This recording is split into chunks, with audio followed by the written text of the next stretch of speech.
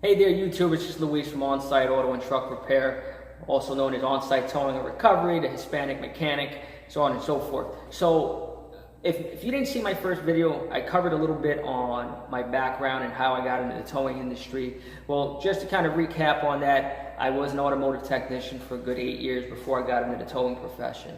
I still do repairs, and actually this video is going to be about a vehicle that we've got here in the shop that happens to be a good friend of mine. This is almost like family here. It's my best friend's sister. And I guess she went to a repair shop and they didn't really do a thorough check of the vehicle. There's a little more to the story. They actually had left the wheel loose. The wheel came off on the Tappan Zee Bridge. The vehicle had to be towed off the Tappan Zee Bridge back to the repair facility. But it gets better than that. So just hang tight. I'm gonna show you in the next clip what I'm talking about here, and it's pretty scary stuff. All right, so here we have this Acura MDX. This is my my best friend's sister's vehicle. And so a little background story about this vehicle. About a month ago, she was going down the Tappan Zee Bridge here in New York State. It's a 3-lane bridge, very busy bridge. And the driver front wheel came off. She previously had some work done, so what could have happened was they never tightened the lug nuts down, or they over tightened them down. And this is the importance of torquing stuff down. She normally has her 5 kids with her. Luckily she didn't when this happened, because it could have been very catastrophic.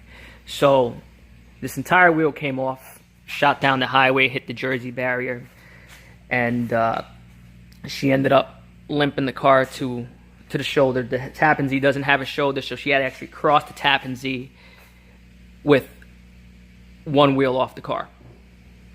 So she had it towed back to the facility. They ended up replacing the studs and the lug nuts.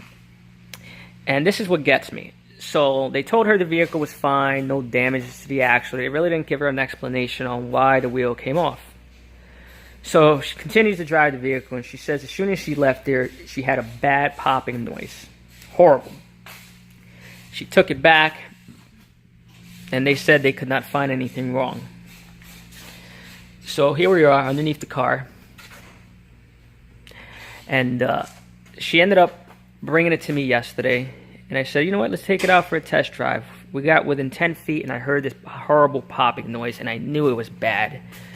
So I brought the car in, shook the front end down.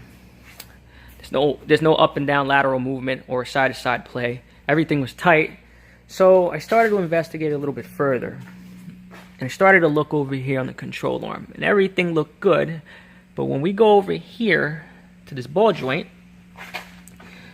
you can see the bottom of the ball joint is missing. That plate on the bottom of the ball joint that is to prevent it from pulling itself upwards is completely gone, and it probably happened when she hit the pavement at 65 miles an hour and it shaved itself completely off. I don't know, but that's pretty obvious shit there.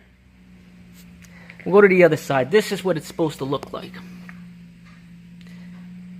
Now, this pisses me off because these guys calls themselves technicians.